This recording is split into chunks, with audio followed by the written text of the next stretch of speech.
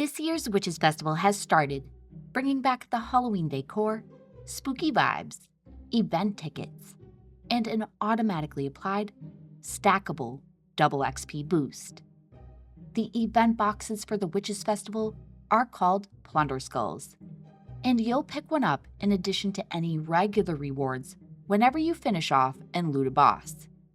Purple Skulls will come from any boss, containing fishing bait and a chance at some of the other drops. But Gold Skulls can drop a couple of the more valuable items, including new face and body markings and a new tradable set of outfit style pages. You get these golden Dremora Plunder Skulls when you defeat the 8 different types of bosses in Tamriel, plus the 2 unique event bosses for the first time each day. Different skulls will drop different Dremora motifs. I'll highlight each as we go. There are a couple of add-ons that can make finding these bosses easier, like add-ons to show Overland map locations or show boss locations in Undaunted interiors, plus the optional minimap. So check your add-on options pending your platform. Now on to the 10 types of bosses, starting with the Overland. First up are Delve bosses. The bosses that have been taken over for the Writhing Wall Event are on a much faster respawn timer, so you can use the delves that are glowing on the map for a faster gold skull. But these bosses are more challenging, so regular base game delves might be an easier option for you. Despite the fast respawn, these Writhing Wall bosses aren't a good farming option, because the drops are on a cooldown timer. But they are a quick gold skull if you're able to beat them.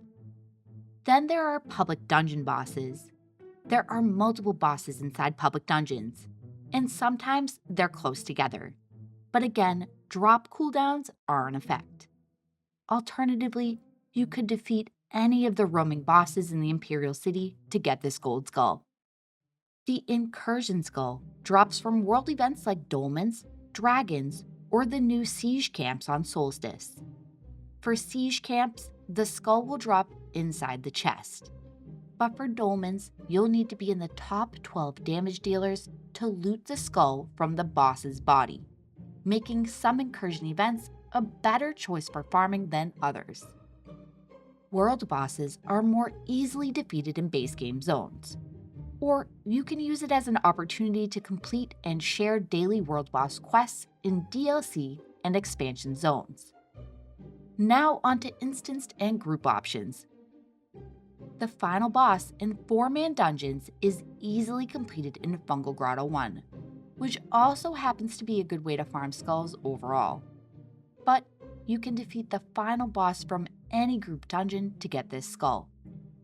The Arena Skull is earned from the final boss in either of the solo arenas, Maelstrom or Vatashran Hollows, or from the group arenas, Dragonstar or Black Rose Prison. The Trial Skull will require a bigger group to complete, but you can complete trials on normal, and if you're brand new to trials or only have the base game, Crowborne trials are an easy option to get introduced. Keep an eye on the group finder or join guilds to seek out teaching trials. The Gold Skull from the Infinite Archive will drop only on the Ark's final boss, Thoat, but all of the other cycle bosses and any additional completed arcs will drop a regular Plunder Skull instead. This also goes for arenas, trials, and group dungeons. You'll get a purple skull for each boss along the way to collecting your gold skull. The 2 remaining event bosses are the final 2 Dremora skull sources. The daily quests to defeat these bosses can be picked up from any of the 3 Witches Coven locations. The daily to defeat the Crowborne Horror is called Plucking the Crow, picked up from Witchmother Taerma, or you can pick it up from any Impresario tent. You'll need to find 30 cursed feathers to open the portal and fight the boss, which you can collect when you open your Plunder Skulls after picking up the quest. This boss is comparative to a world boss at 2.5 million health, and can be defeated in a group or solo, though it's much easier in a group. The fight starts off slow, with periodic slashes and dash attacks from the sky. But the more difficult mechanics begin once the boss loses more health. If you're going in solo, a tank companion can be helpful in keeping the crow's harder-hitting attacks off of you. The cauldron in the middle of the room will shoot out poisonous spiders. Avoid their ground effects. And gravestones will emerge from the ground, continuously spawning zombies and skeletons as long as they're intact. So take them out as soon as you see them to stop waves of enemies from spawning. Try not to be overwhelmed by ads and chip away at the boss's health as you can. You'll receive the Crowborne Horror Skull when you hand in the daily quest. The other event boss, Lord Hollowjack, has some wipe mechanics and a much larger health bar. I need your help. You can pick up the Lord of Fear daily quest from Priest Maxine to challenge him. The first steps of the quest has you freeing haunted spirits from these neat but spooky portals. You'll have to do this 3 times, once in each Alliance's capital zone. There's nothing to kill inside of them, and they're best enjoyed in first person. After completing all 3, head back to the Witch's Coven to start the boss fight. This one is tough, and though you could do it solo, I'd recommend bringing a group because it's a slog with lots of ads. But the bigger the group, the more mechanics you'll see. At 2 points, around 70 and 40% health, he'll become invulnerable, and you'll need to crouch and stay hidden for a period of time. Stay out of the light from his torch that surrounds him. It's an instant death. There is a crow debuff that adds a flying crow around your head and drains your resources. When you run out of stamina, you'll uncrouch, and any people standing between you and the boss will die with you when he comes running. In earlier phases and smaller groups, it's better to just stay still when you get the crow debuff, so you don't run out of stamina. But in a larger group, or in later phases, there are even more crows. So you'll want to clear the crows from the ground when you can, to minimize the resource drain on your group. Potions to restore resources can be a big help in keeping you crouched.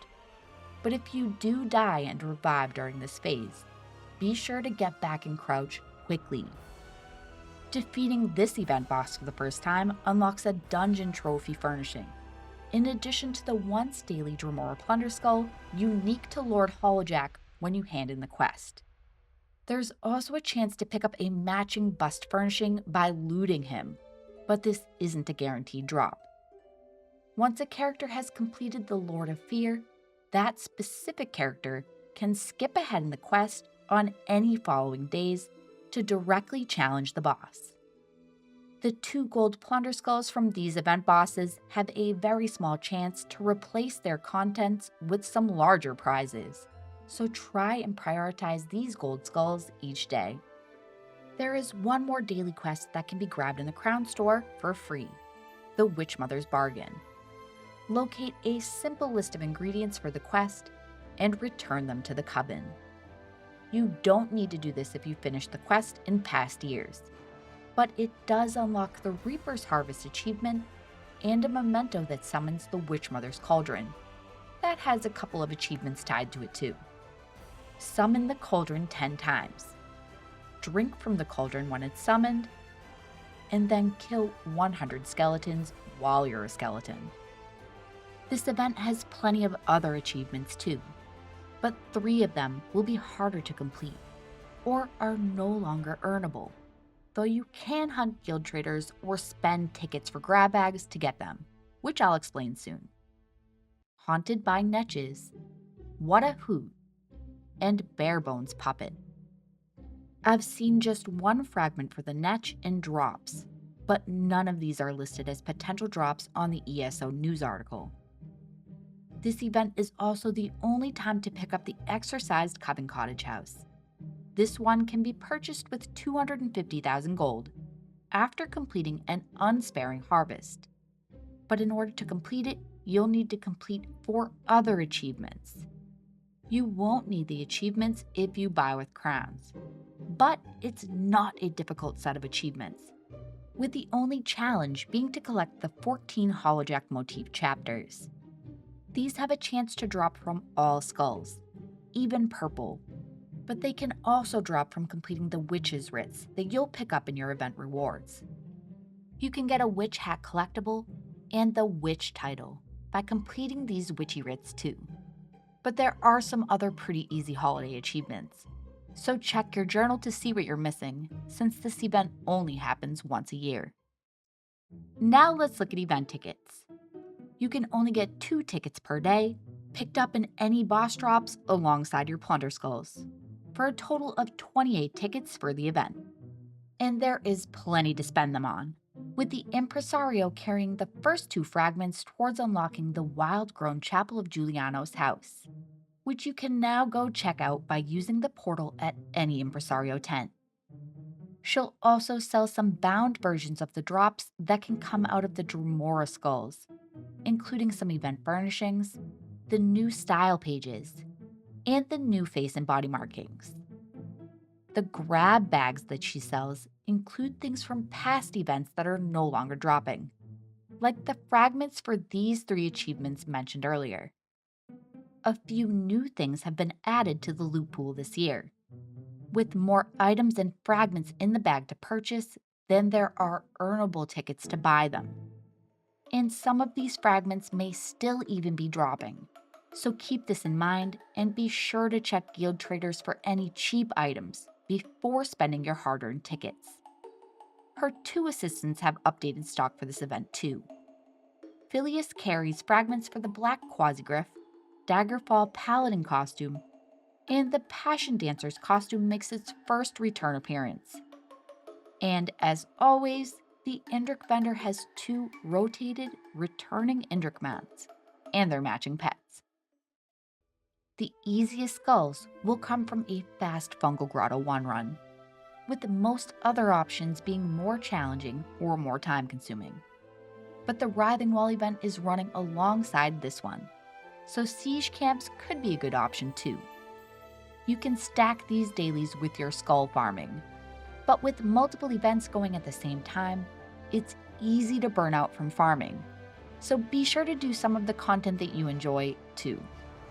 There is a drop campaign running on Twitch with a crate, pet, and mount for up to 8 hours of watch time, so head over there, link your account, and settle in to grow your collection. Thanks for watching. Make sure to complete and claim your golden pursuits, and enjoy the events. Happy Halloween!